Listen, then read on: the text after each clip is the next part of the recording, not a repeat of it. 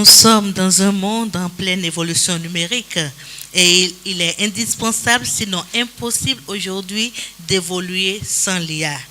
Mais les enfants sont-ils concernés par cette révolution? Ont-ils besoin d'avoir des notions en IA? Pourquoi est-il important aujourd'hui d'enseigner l'IA aux enfants? C'est la question à laquelle nous allons essayer de répondre ce matin avec nos éminents panélistes.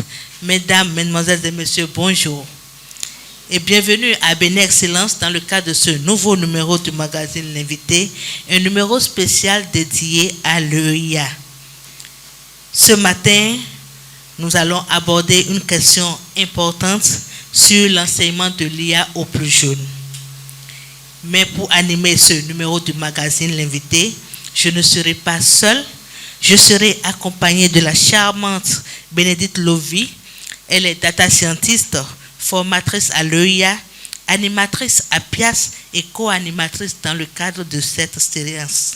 Aidez-moi à accueillir ici et maintenant Madame Bénédicte Lovy. Sous vos ovations, s'il vous plaît.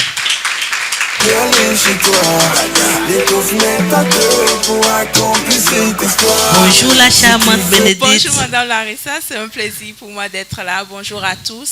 Je suis très contente de vous voir et j'espère que vous allez beaucoup apprendre ce matin. Et merci surtout d'accepter de m'accompagner dans le cadre de cette animation. Merci. Et sans plus tarder, donc, nous allons recevoir ici notre premier panéliste. Il est biologiste à la base, également artiste, avec 2 thèses obtenues en biologie et en art. Il est actuellement professeur titulaire à la Faculté des Arts et des Sciences au département de Sciences biologiques à l'Université de Montréal au Canada. Aidez-moi donc, chers amis, à recevoir avec des applaudissements bien nourris le professeur Joseph Lapointe. Sous vos chaleureuses ovations, s'il vous plaît. Monsieur Lapointe, bonjour. Bonjour. Alors, merci d'avoir accepté notre invitation. Un mot à l'endroit du public. Bien, je suis très heureux de voir ce public si nombreux. J'espère qu'on va vous illuminer de nos connaissances sur l'IA et l'enseignement de l'IA aux enfants. Sous vos ovations, s'il vous plaît. Installez-vous, Monsieur Lapointe. Merci. Alors, je vais introduire notre deuxième panéliste. Il s'appelle Monsieur Hueto Semanko Charles. Il est ingénieur électro-informaticien et en tant qu'enseignant, il participe depuis quelques années à instruire des jeunes aux technologies numériques à travers la robotique, l'électronique embarquée. Et il participe également à la transformation de l'écosystème numérique ici au Bénin. Je vous prie de l'ovationner. Très très fort, s'il vous plaît. Encore plus fort. Jusqu'à son installation. Bienvenue, Monsieur Charles. Merci beaucoup. Merci, Madame Larissa. Merci, Madame Bénédicte. Merci. Très heureux d'être ici parmi vous Nous ce aussi. matin pour discuter. Merci beaucoup. Merci de vous installer. Sous vos ovations, s'il vous plaît, charmant Fortes public. ovations. Merci. Alors, notre troisième invité nous vient tout droit de la France. Il s'agit de Monsieur Rodolphe Leriche. Il est enseignant-chercheur au Centre national de recherche scientifique et il travaille sur des problèmes à la croisée des maths, ingénierie et l'informatique. Il participe également à l'EIA depuis 2022. Donc, je vous prie d'ovationner très, très, très chaleureusement Monsieur Leriche, alors qu'il nous installe, s'il vous plaît. Ok, alors, Monsieur Leriche va nous dire un mot à l'endroit du public avant de commencer. Bonjour à tous, ça me fait très plaisir d'être ici et je suis honoré d'avoir été invité par Bénédicte et Larissa. Merci, Monsieur Leriche. Sous vos ovations, s'il vous plaît. Miss Bénédicte, sit down. Alors, à nouveau, bienvenue à vous, chers invités. Nous sommes très heureux de vous recevoir ce matin. Merci donc pour votre présence. Mais avant de démarrer ce numéro du magazine L'Invité, nous allons nous rapprocher du public et avoir l'avis des uns des autres sur l'IA. Est-ce que vous êtes prêts? Est-ce que vous êtes prêts? Oui. Très bien. Alors, qui peut nous dire ici, parmi les enfants, ce qu'on appelle intelligence artificielle? Selon moi, l'intelligence artificielle, c'est un ensemble de machines programmables grâce auxquelles on peut travailler, programmer, créer des jeux, tout. Merci beaucoup. Alors, on ira vers un adulte également, pourquoi pas? Ce que je sais sur l'IA, d'abord, c'est l'intelligence. Quand on dit l'intelligence artificielle, c'est l'intelligence qui complète l'intelligence humaine. C'est une machine qui pense et apprend comme un humain. C'est ce que je peux dire en termes simples. Alors, on va prendre une personne ici. L'IA, c'est d'abord une intelligence artificielle, comme ça le dit, et elle permet à l'homme de faire des recherches sur, on ne connaît pas certaines choses, ça nous permet aussi d'apprendre. C'est tout ce que moi je peux dire. Merci. Alors, chers invités, vous avez là ce que les uns et les autres pensent de l'IA. On va faire déjà un tour de table pour avoir votre avis. Vous allez opiner sur leur point de vue. Merci. Déjà, merci pour vos réponses. Vous avez déjà bien avancé sur le sujet. Je crois que le premier interlocuteur, il a bien dit que c'était des machines qui résolvaient plein de tâches. Le deuxième interlocuteur aussi, et je voudrais rajouter une nuance. Donc c'est vrai, c'est des machines informatiques, des programmes qui résolvent des tâches. Alors on a des exemples, prendre une image, puis trouver un objet dedans. Ou alors, plus récemment, il y a eu les IA génératives qui génèrent des images, qui génèrent du texte. Donc ça, c'est un peu ce que les gens connaissent le mieux. On peut aussi faire, par exemple, de la prévision avec les chiffres. On peut générer du son. On peut trouver des séquences dans du son. On peut faire tout un tas de tâches. Et je crois qu'il y a le deuxième interlocuteur a dit faire quelque chose comme les êtres humains, être intelligent comme les êtres humains. Oui, c'est vrai, mais attention, et je pense qu'on en parlera beaucoup, c'est une machine, c'est pas un être humain. Donc je crois qu'on va beaucoup insister là-dessus, moi en particulier, attention, nous avons affaire à une machine. Voilà, donc je m'arrête. Merci. Je peux compléter ce qui a été dit. Effectivement, on utilise l'IA tous les jours, sans même s'en rendre compte.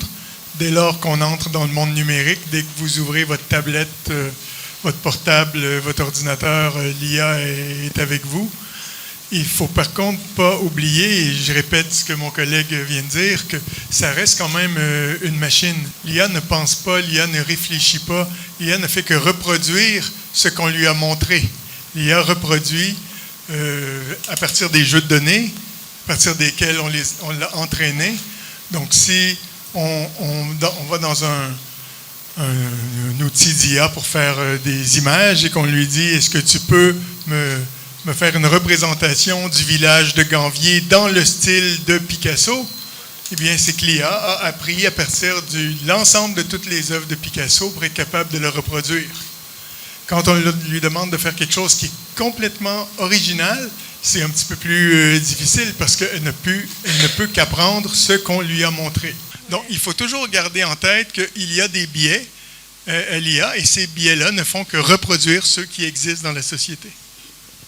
Merci. Merci beaucoup. Je pense que je vais compléter un tout petit truc. Et en premier lieu, j'ai constaté que les définitions ou les mots avancés par les interlocuteurs, après les questions, dépendent de ce que chaque personne fait de l'IA. Dépend de la manière dont la personne pratique l'IA aujourd'hui. Donc, en allant dans le sens de mes prédécesseurs, je dirais que l'IA est un peu plus que ça. À part la machine, une grande machine que vous dites, que vous voyez là, il y a quand même un programme informatique derrière, qui tourne derrière, qui apprend beaucoup des données que nous lui donnons. Et ce n'est qu'à partir de ces données que l'IA va pouvoir nous générer des réponses, nous générer des résultats. Donc si vos données sont biaisées en arrière, pensez que vous aurez encore des réponses biaisées lorsque vous allez questionner l'IA. Merci beaucoup. Merci beaucoup, Monsieur Charles. Alors, j'espère que vous avez entendu et retenu beaucoup de choses des interventions de nos trois panélistes. Et je vais retourner une question à Monsieur Le Riche, partant de tout ce qui a été dit. Quelle définition nos participants peuvent retenir de l'IA? Une définition simple. Ça va être difficile pour moi, je vais essayer. Un ensemble de programmes informatiques qui résout des tâches et qui parfois, le plus souvent, se nourrit de données. Et dans d'autres cas, c'est un ensemble de programmes qui structure des données. Merci. Alors, Monsieur Lapointe, dites-nous, quels sont les types d'IA qui existent et surtout, est-ce que toutes les IA sont exploitées de la même manière et pour la même cible? Bon, je pourrais naturellement passer toute la journée à expliquer tous les types d'IA qui existent. Mon collègue a déjà fait référence à des agents conversationnels. Donc, c'est l'IA avec laquelle on discute. Donc, vous posez des questions, elle vous répond. Celle-là, tout le monde la connaît. Il y a l'IA qui voit. Donc, qui est capable de reconnaître, par exemple, dans d'autres photos de famille, qui sont les enfants, qui sont les adultes. C'est le même type d'IA dans les voitures autonomes qui est capable de reconnaître des piétons pour éviter de faire des accidents. Ça ne fonctionne pas toujours. On pourra rentrer dans des questions éthiques plus tard, si vous voulez. Il y a l'IA qui permet aussi, on en a parlé, l'IA générative de générer du texte, de générer de la musique, de générer des vidéos. Et bien sûr, il y a selon l'utilisateur, des applications qui sont très variées, donc les cibles sont très variées. Donc, un filtre qu'on utilise sur un téléphone qui peut montrer de quoi j'aurais l'air quand je vais avoir 100 ans ou de quoi j'ai l'air quand j'étais un bébé, tout le monde a déjà joué avec ça. C'est pas la même chose qu'utiliser une IA en médecine qui va regarder des radiographies et être capable d'identifier des tumeurs de manière plus efficace et plus rapide que des médecins. Donc, bien sûr, en fonction d'utilisation qu'on en fait, les cibles ne sont pas les mêmes. Et l'importance du diagnostic que l'IA peut faire, c'est pas très dangereux qu'il fasse une erreur en essayant d'estimer de quoi je vais avoir l'air quand je vais avoir 100 ans. Mais s'il y a des erreurs qui sont faites dans des diagnostics médicaux, il faut quand même toujours qu'il y ait un humain par la suite qui vienne valider ce que l'IA nous suggère. Merci beaucoup, Monsieur Lapointe. Lapointe. Alors, là, j'ai retenu une phrase. En fonction de l'utilisation qu'on en fait, la cible n'est pas la même. C'est ça. Alors, je vais rebondir sur ça et poser une question rapidement à Monsieur Hueto. Est-ce qu'il y a des IA adaptées particulièrement aux enfants? Et bon, dans le cas spécifique des enfants du Bénin. Aujourd'hui, il y a des IA adaptées aux enfants aujourd'hui. Dans l'écosystème numérique, il y a des IA adaptées aux enfants. Mais avant d'aller vers ces IA adaptées aux enfants, il faut mettre des garde-fous pour moi. Parce que tout IA n'est pas utilisable par des enfants, parce que ça dépend aussi de la cible. Dans un premier temps, avant de commencer par habituer des enfants aux IA, il faut dans un premier temps les protéger d'abord. Parce que l'IA souvent ne sait pas qui. Et elle a en face d'elle pour proposer des réponses, un peu de tout, pourquoi pas des contenus pour de grandes personnes.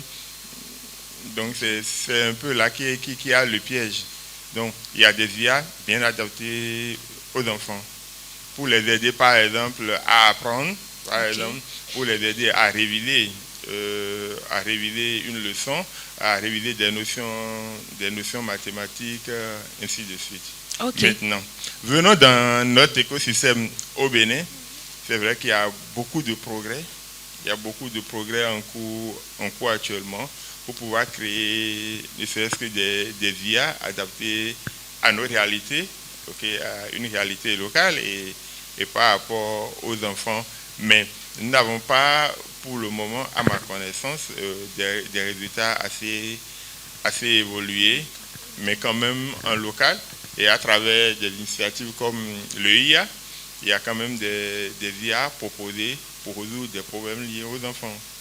Ok. Merci. Merci beaucoup. Ça montre qu'il y a une avancée dans le domaine chez nous au Bénin. Absolument, absolument. Et les spécialistes vous le diront.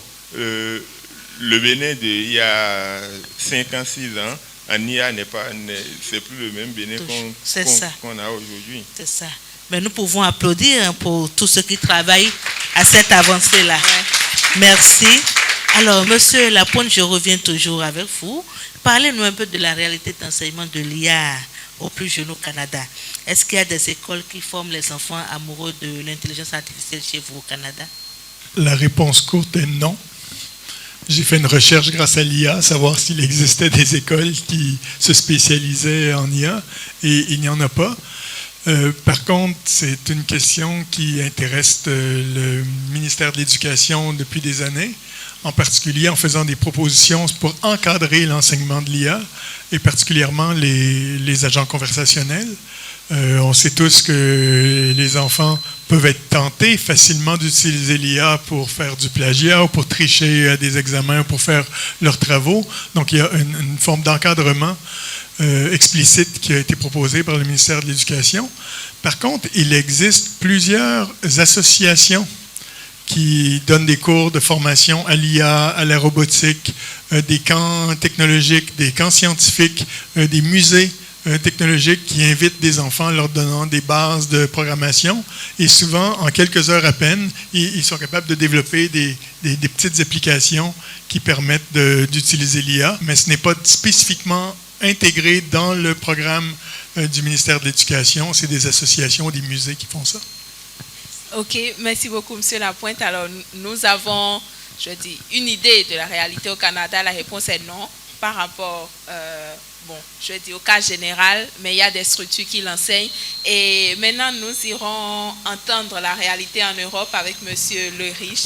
Alors, M. Le Riche, est-ce que selon vous, pourquoi est-ce qu'il est important d'enseigner l'IA aux enfants? Et sur l'Europe, est-ce qu'il y a des tests ou des lois pour encadrer cet enseignement? Alors, est-ce qu'il y a des régulations en Europe? Alors, donc il y a deux aspects dans votre question. Premièrement, est-ce qu'il existe quelque chose? Et deuxièmement, sur la régulation et l'encadrement. La régulation, oui. Ouais. Mais premièrement, c'est pourquoi il est important d'enseigner ça aux enfants. D'accord. C'est important parce que c'est un outil extraordinaire qui est en train de casser plein de murs là en ce moment, c'est donc une machine, j'ai insisté là-dessus tout à l'heure, et vous verrez, je n'utilise pas les mots intelligence, j'éviterai les métaphores qui disent on reproduit un être humain, c'est différent, c'est une machine.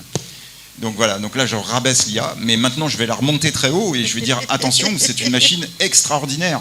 Elle a cassé les murs entre les domaines. Là, on a inventé une machine qui concerne tout le monde, d'un coup.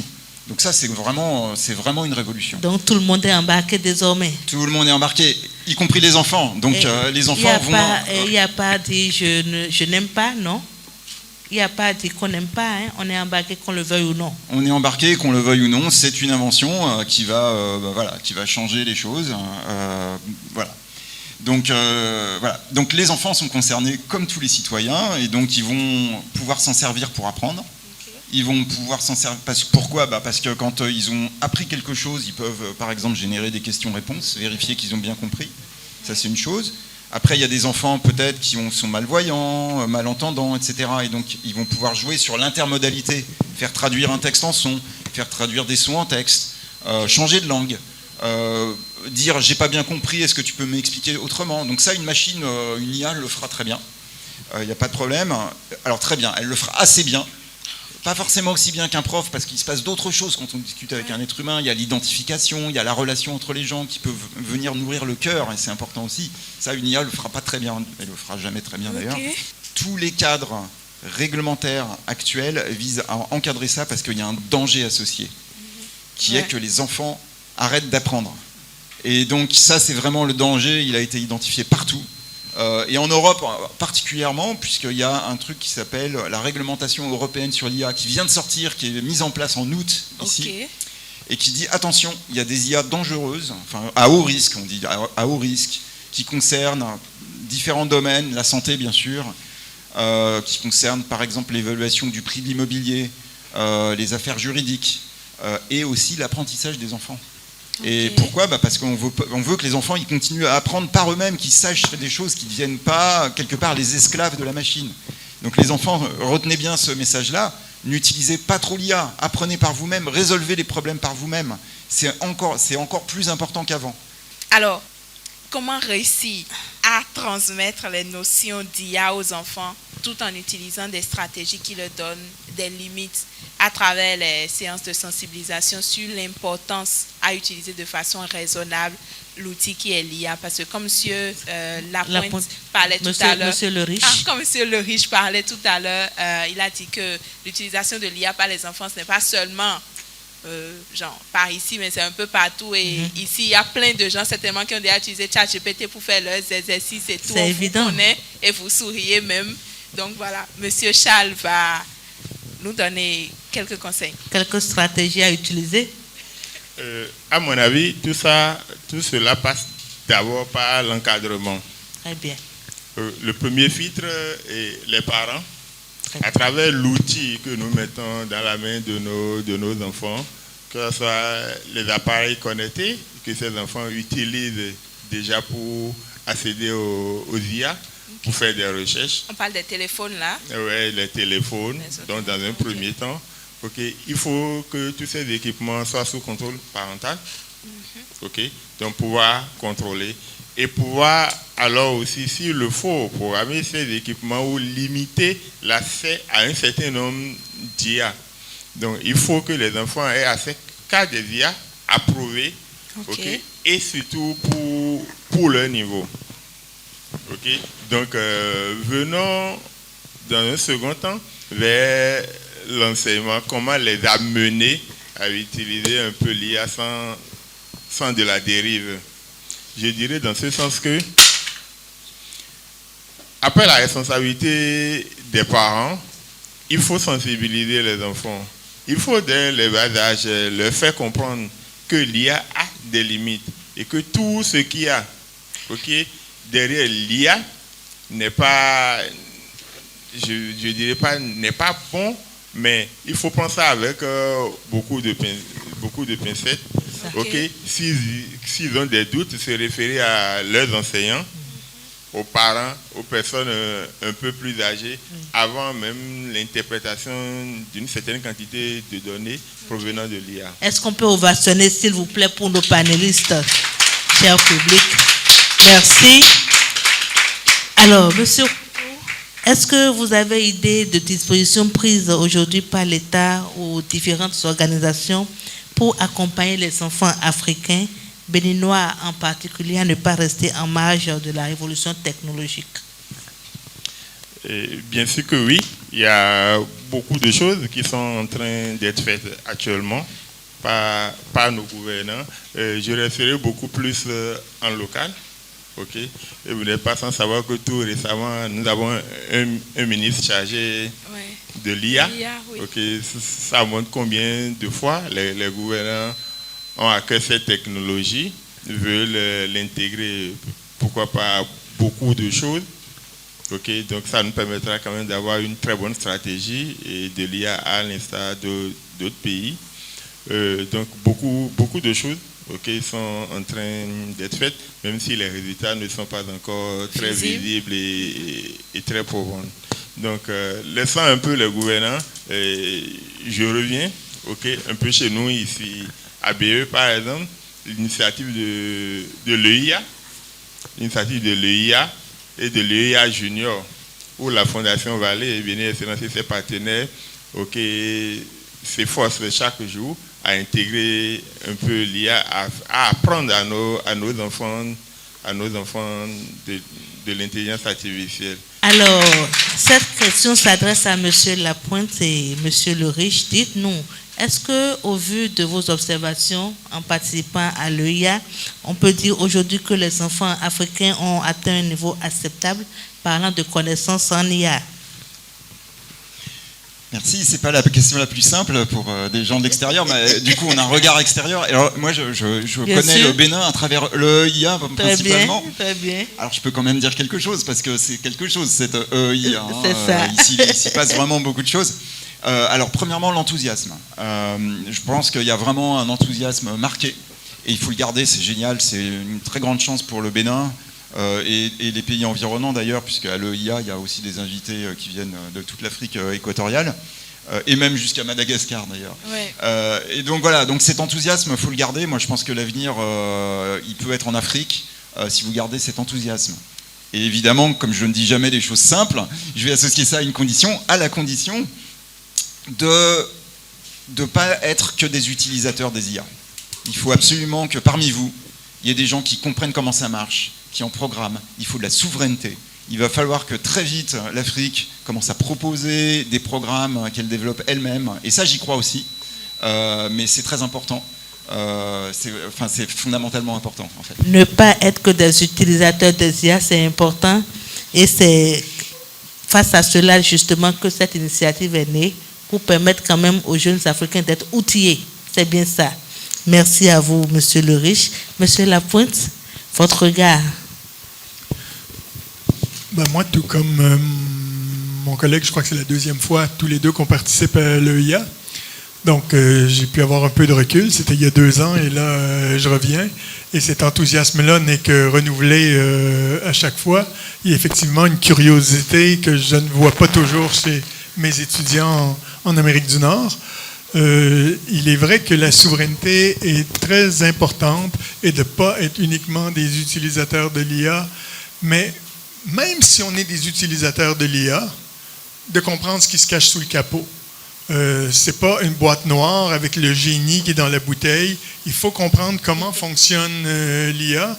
Et il y a des participants qui viennent de différents horizons à l'EIA. Certains sont en programmation, mais d'autres sont en agronomie ou en médecine. Ils ne vont jamais programmer des outils d'IA. Mais ça va leur permettre d'avoir, je pense, une pensée critique sur l'utilisation.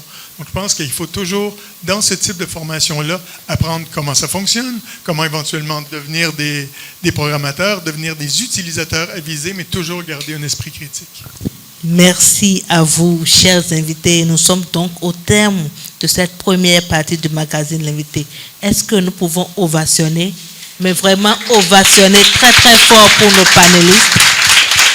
Merci, vous êtes adorables. Et comme vous le savez, à Bénin Excellence, nous avons plusieurs catégories d'ouvrages.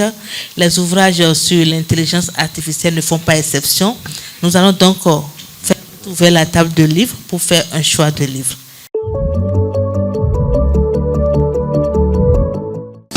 Salut l'ami, comment ça va?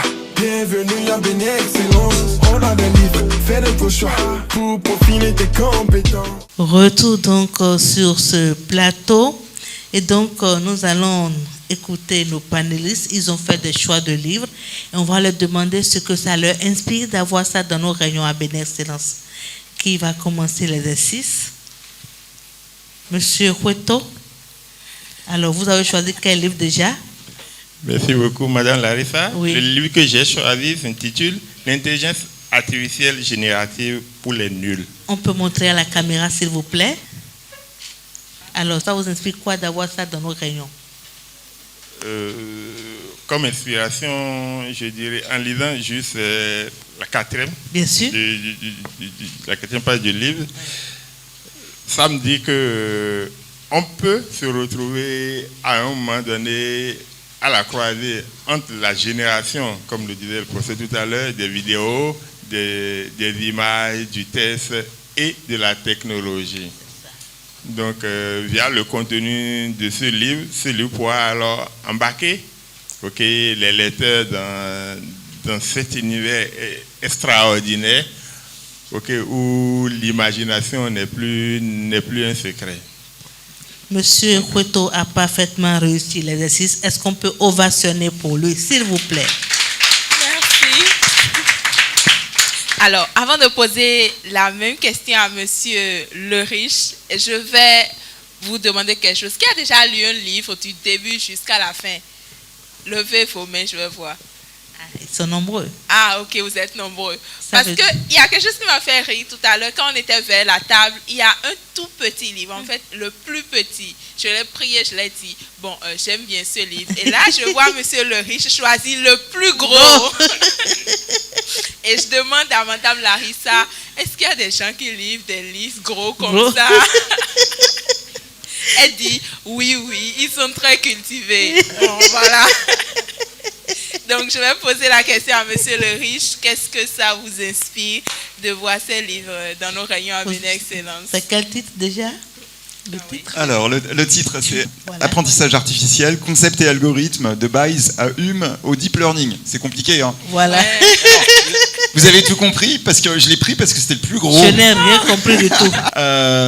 Quand vous montez dans une voiture, il y a deux types de conducteurs. Il y a les conducteurs, ils s'assoient au volant et puis il faut que ça roule. Et ils veulent pas savoir ce qui se passe. Voilà. Et puis il y a les conducteurs, ils aiment bien savoir que quand ils tournent la clé, il y a un démarrage démarreur qui fait démarrer, après il y a des pistons, il y a de l'essence, ça explose, etc. Et c'est pour ça que ça bouge. Alors ça, c'est pour le deuxième type de conducteur. Très bien. Hein, Ok. ça, c'est, si vous voulez ouvrir le capot et voir ce qu'il y a derrière, c'est là-dedans.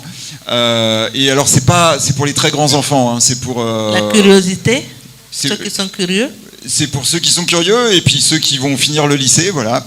Voilà. Et puis aussi, un dernier message, pour ceux qui vont ouvrir le capot de l'IA et qui vont regarder ce qu'il y a derrière, ils vont voir qu'il y a plein de maths. Alors, donc pour ceux qui font des maths et qui trouvent ça austère, théorique, et ça sert à rien, et ben voilà, aujourd'hui on a un truc génial, c'est que pour ceux qui font des maths, et ben ça sert à quelque chose, c'est ce qu'il y a dans le capot de l'IA.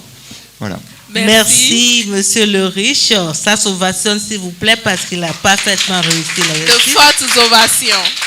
Merci. Alors, nous allons venir chez monsieur Lapointe. Ok. Alors, vous allez me dire le titre du livre, mais je lis déjà Intelligence artificielle, la réalité et le mythe. Ah oui. Donc, il va me dire ce que ce livre lui inspire. Un mythe. Avec comme sous-titre « Ébauche d'une théorie générale de l'intelligence artificielle ». Donc, je ne connaissais pas ce livre, mais je l'ai ouvert par hasard à la page 96 et je vais vous lire un passage Mais sur bien une sûr. section qui s'intitule « La bêtise artificielle ». En citant 2 citations. La première est d'Einstein. Tout le monde connaît Albert Einstein. « 2 choses sont infinies. L'univers et la bêtise humaine. Mais en ce qui concerne l'univers, je n'ai pas encore acquis la certitude absolue. »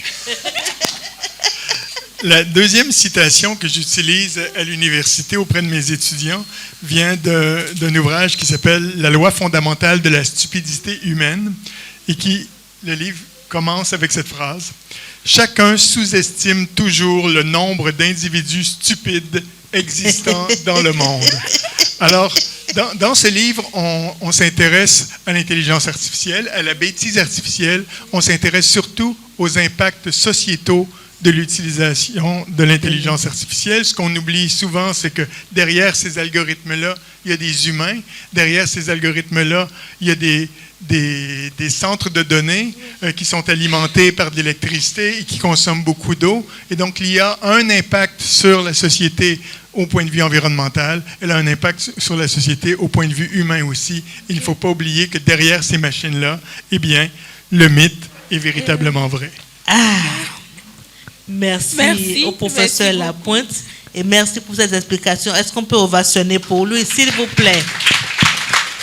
Merci. Nous faisons au passage un clin d'œil au chargé pôle bibliothèque de Bénin Excellence Calavi, M. Camille Padonou, que je vous prie d'ovationner. Et nous faisons également un clin d'œil à Katia, ici présente. Katia, merci pour la présence. Ça s'ovationne, s'il vous plaît. Merci. Alors, avant de poursuivre, nous allons faire un exercice. Nous en avons l'habitude sur ce magazine. C'est que l'administration prévoit toujours quelque chose pour nos invités. Alors, sous le contrôle du responsable du site, M. Camille Padonou, nous allons passer à l'exercice. Merci. On continue les ovations. C'est comme un titulaire. Merci, monsieur. Alors, nous sommes à la dernière étape de ce magazine, l'étape des questions. À partir de quel âge on peut enseigner l'IA aux enfants et quel contenu prioriser? Pour moi, il n'y a vraiment pas d'âge. Pour moi, il n'y a pas d'âge, mais cela ne veut pas dire qu'il faut commencer à l'âge de 5 ans, 6 ans, ou peut-être à moins de 10 ans, ou même 12 ans, commencer par laisser l'IA à la portée des enfants. Quelle solution trouver pour que l'interaction, le relationnel entre les hommes et les enfants puisse toujours continuer, malgré l'IA? Il faut limiter l'accès à l'IA à un temps aussi réduit que possible. Il faut permettre aux enfants d'affronter la réalité que de tout confier à l'IA. À titre aussi indicatif, en France actuellement, il y a une loi qui est en train de passer qui interdit l'accès aux réseaux sociaux libres sous 15 ans. Ça donne un âge. voilà, c'est peut-être extrême, je pense qu'il faut plutôt peut-être voir, mais en tout cas, clairement, il y a quelque chose à gérer, il faut être responsable. Sur les interactions sociales, j'ai envie de témoigner. Je donne des cours tous les ans à l'université. Et alors, en fait, j'ai un cours qui est assez vivant, qui marche bien, et depuis 2 ans, moi et tous mes collègues, on a remarqué un changement de comportement des élèves. C'est-à-dire que depuis 2 ans, les élèves ne posent plus de questions, et ils rentrent en cours, ils ouvrent leur ordinateur, et puis ils écoutent un peu, ils sont assez silencieux, respectueux, tout va bien. Mais nous, quand on sort de cours, on se dit, qu'est-ce qui s'est passé ? Qu'est-ce qui s'est passé ? Qu'est-ce que j'ai fait mal ? Pourquoi il se passe plus rien dans ce cours ? Et donc moi, donc évidemment, la réponse, c'est que les élèves n'osent plus poser une question parce qu'ils la posent à une IA. C'est ça. Et ils n'osent pas prendre la parole en public. Et moi, je crois que c'est une transition, que dans 2 ans, on va avoir compris ce qui se passe et on va savoir le gérer. Et voilà ce qu'on va dire, c'est qu'on va dire aux élèves, vous êtes responsables aussi de ce qui se passe dans le cours. C'est ça. Fermez les ordinateurs, posez vos questions, et quand vous sortez, vous utiliserez l'IA s'il faut. Donc les enfants, s'il vous plaît, pensez bien à ça, posez des questions au prof. C'est bien pour le prof, c'est bien pour vous, c'est bien pour l'ensemble de la collectivité. N'hésitez pas. J'aimerais savoir s'il existe des IA spécialisées uniquement dans le domaine de l'éducation. Elles sont générales, elles peuvent traiter plein de choses différentes, et donc il va y avoir un grand mouvement qui a commencé maintenant, qui est de les spécialiser. Donc on les prend, on les extrait et on les spécialise sur un domaine. Par exemple, l'éducation et l'apprentissage. Donc ça existe. C'est vrai que l'IA peut programmer des jeux, l'IA peut créer des projets, mais l'IA peut également créer des bombes qui vont servir dans des guerres de différents pays. Alors ne pensez-vous pas que l'IA contribue aussi à la destruction progressive du monde ? Souvent, ce sont les pays du Sud qui sont le plus affectés par l'IA. Ce qui se cache derrière ces machines, donc l'exploitation éhontée des ressources minières, les mines de cobalt en particulier, en RDC, où les conditions de vie sont épouvantables, parce que les puces dans les serveurs doivent être remplacées tous les 2 ans à peu près, donc on a une utilisation des ressources de la planète éhontée de plus en plus importante. L'eau, qui sert à refroidir les serveurs aussi. À chaque fois que vous faites une requête sur l'IA, c'est environ une bouteille d'eau que vous gaspillez. N'oublions pas aussi cette face cachée de l'IA. Donc, bien sûr, l'IA peut faire des très belles choses, mais elle peut détruire la planète et elle peut mettre plusieurs humains dans des situations de précarité financière. C'est un peu plus que ça. Et je pense que c'est ce que vous êtes littéraire, vous avez dit, c'est ce que François Rabelais a vu il y a quelques années. Science sans conscience. Lorsqu'il disait que science sans conscience n'est que ruine de l'âme. Donc, amenons-nous à utiliser l'IA de manière très, très, très consciente. Et ça passera par la couche juvénile que vous êtes. Comment utiliser l'IA ? Quand ils vont sur ChatGPT, quel prompt ils doivent donner ? Comment rédiger ces prompts ? La première stratégie dont j'ai parlé est une stratégie que j'appelais l'apprentissage déconnecté, qui fonctionne même chez des enfants encore plus jeunes que la 6e. C'est-à-dire, on apprend aux enfants comment fonctionnent des algorithmes sans même utiliser l'ordinateur. Et si vous êtes intéressé, je pourrais vous envoyer des références de jeux qu'on peut faire avec eux pour expliquer comment fonctionne un agent conversationnel, comment fonctionne l'IA pour reconnaître des images, par exemple, en mettant certaines images puis en demandant aux enfants d'être capables de les classer. Ça leur permet de se rendre compte qu'il y a un travail invisible qui est fait derrière pour, encore une fois, toujours avoir un esprit critique. La personne là parlait de prompt. Par exemple, si vous avez une rédaction à faire, vous dites « écris-moi une rédaction sur ». Et donc ça, c'est une mauvaise utilisation de l'IA. Vous n'avez rien fait, vous allez donner ça au prof, et comme le disait Charles Ouetto, le prof, il va tout de suite voir que c'est écrit par une machine, il va s'ennuyer à mourir. Et actuellement, les profs, il faut que vous ayez conscience du fait qu'ils préfèrent une copie mal écrite avec des fautes d'orthographe que quelque chose écrit par une IA. Parce qu'on en a lu des centaines et on n'en peut plus. Et donc voilà. Donc, deuxième stratégie. Vous prenez votre rédaction, vous réfléchissez, vous commencez à travailler dessus, vous la composez vous-même, vous faites des sous-parties, vous dites ce que vous avez envie de dire, etc. Et éventuellement, à la fin, vous faites des petits bouts, vous faites aider par l'IA qui va vous aider peut-être à trouver une référence, à mieux formuler une phrase. Je pense que c'est déjà mieux. Vous avez dit que l'IA peut tuer l'humain. Alors pourquoi ont-ils créé l'IA? Et normalement, comme vous dites que tous les élèves se mettent à utiliser l'IA, il ne faut pas avoir un âge donné pour dire c'est à partir de tel âge il faut commencer l'IA. Sinon, un peu comme quand vous créez l'IA, si tu télécharges ça et tu n'as pas un âge donné, ça, tu ne vas pas pouvoir accéder à ça. C'est ça ma question. Merci beaucoup. Belle question. Je commencerai par la dernière question par rapport à l'âge. Je pense que ça dépend de la législation de chaque pays, ok, et des réformes qui sont derrière. Et je suppose que vous avez un téléphone que vous voulez utiliser, par exemple, pour accéder à l'IA ou pour télécharger une IA donnée. Dans ce téléphone, on aurait voulu que derrière ce téléphone soit paramétré pour vous, que vous êtes peut-être de tel sexe, vous avez tel âge, vous avez telle ou telle caractéristique, vous êtes de telle région, pour que même avec cet appareil, okay, en cherchant à télécharger ou à accéder à l'IA bloque déjà certains contenus ou vous bloque des contenus qui ne sont pas adaptés à votre âge. La première question était, l'IA peut nuire à l'humain, mais pourquoi avoir créé? Je pense, à mon humble avis, que l'IA a été créée pour apporter des réponses à une situation donnée, pour résoudre un problème. Mais vu qu'on peut l'utiliser pour autre chose, il y aura toujours, dans ces conditions, une utilisation détournée de l'IA pour en faire ce que nous voulons. Moi, ma préoccupation est par rapport à l'actualité dans le monde. On remarque qu'en Asie, il y a de plus en plus d'enfants qui s'investissent dans le numérique et dans tout ce qui est IA. Face à ça, quand on dit qu'on doit réglementer et imposer un âge donné pour démarrer l'apprentissage de l'IA, est-ce qu'on n'aura pas un problème en matière de développement? Parce qu'on remarque que là-bas, beaucoup commencent tôt et ont quand même une certaine maîtrise. Mais ici, il y a beaucoup de réglementations qui sont en train d'être mises en place.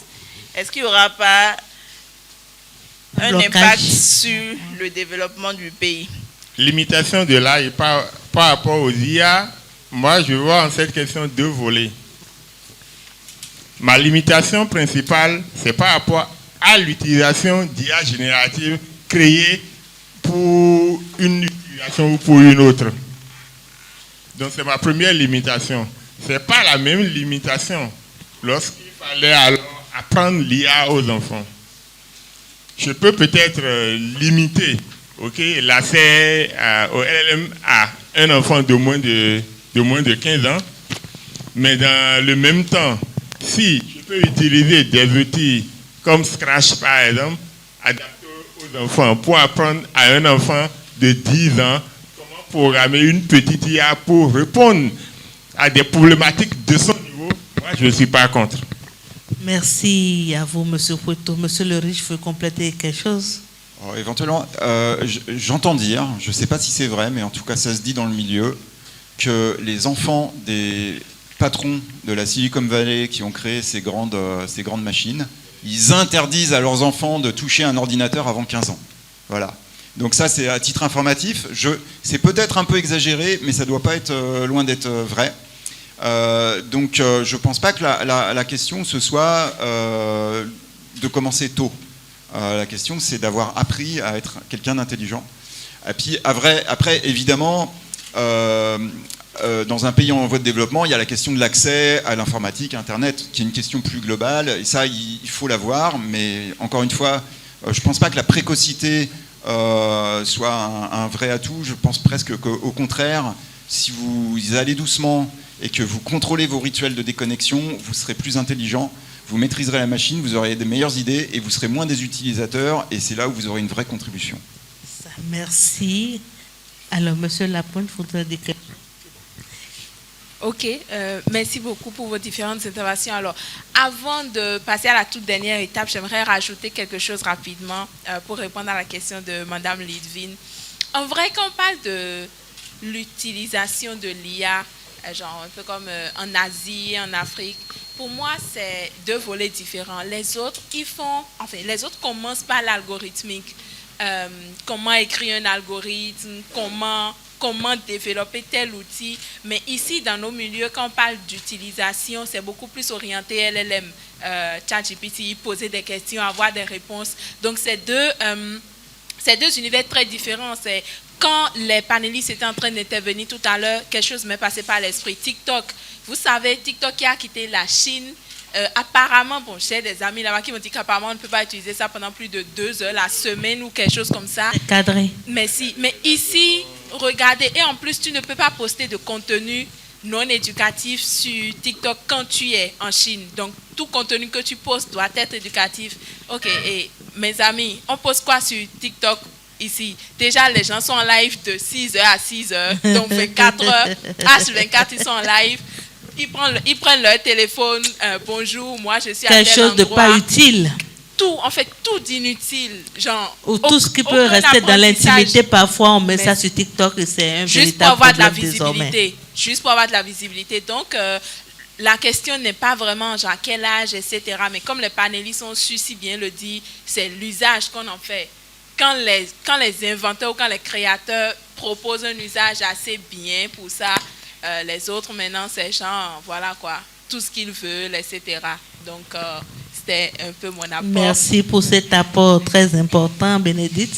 Et au-delà de tout ça, moi j'ai suivi une conférence il y a peu et avec le docteur Viegbe, il est psychoclinicien et il nous a parlé du fait que l'enfant ne doit même pas aller vers l'écran avant 7 ans, 8 ans. C'est ce qui est normal, c'est ce qu'il faut. Et c'est même avant même que l'IA ne prenne toute cette place dans le monde, ça a toujours été comme ça. Juste que nous n'avons pas l'habitude de vraiment respecter cela. Et donc, ça ne dépend pas forcément de l'IA, mais c'est une règle générale à adopter désormais, limiter ou permettre quand même que les enfants aient un âge donné avant d'avoir accès à l'écran. Merci beaucoup, Madame la Alors, la toute dernière étape pour clôturer cette émission. C'est l'étape des conseils maintenant de nos différents panélistes. Donc, je vais et le mot de clôture. Et le mot de clôture, voilà. Donc, je vais commencer par Monsieur Lapointe. Je pense qu'on a déjà donné plusieurs conseils. Bien sûr. Moi, plutôt que de mettre l'odieux sur les utilisateurs mineurs, je vais m'adresser aux parents. Je pense que le rôle de l'encadrement par les parents est plus important encore aujourd'hui qu'il l'était sans doute dans le passé, parce que très rapidement, les parents sont dépassés par leurs propres enfants qui utilisent l'IA et qui le maîtrisent beaucoup mieux qu'eux. Donc, j'invite les enfants dans la salle à partager ce que vous avez appris sur l'IA aujourd'hui avec vos parents. J'invite aux parents dans la salle à communiquer, dialoguer avec vos enfants sur une utilisation plus responsable de l'IA. Par exemple, suite à une réponse que ChatGPT peut nous avoir donnée, posée à l'enfant. D'après toi, comment l'ordinateur a-t-il réussi à trouver cette réponse-là? Ou est-ce qu'on peut aller plus loin et répondre d'une autre manière en allant chercher dans un livre, dans un dictionnaire, voir si on a la même information.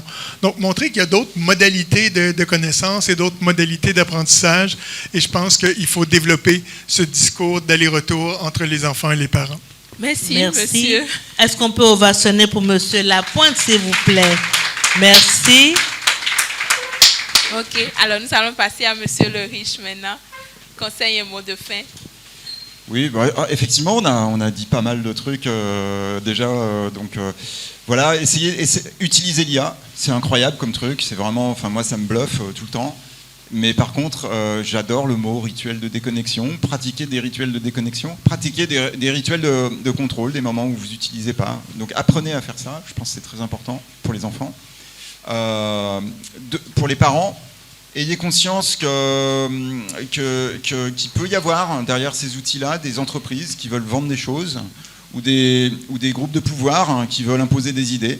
C'est une possibilité. Donc quand vous votez, quand vous installez un logiciel, prenez ça en compte. Si vous voulez. C'est pas forcément évident, mais c'est une dimension du problème. Voilà, et puis sinon, bonne journée, amusez-vous bien. Merci, monsieur le riche. Sous vos chaleureuses ovations, s'il vous plaît.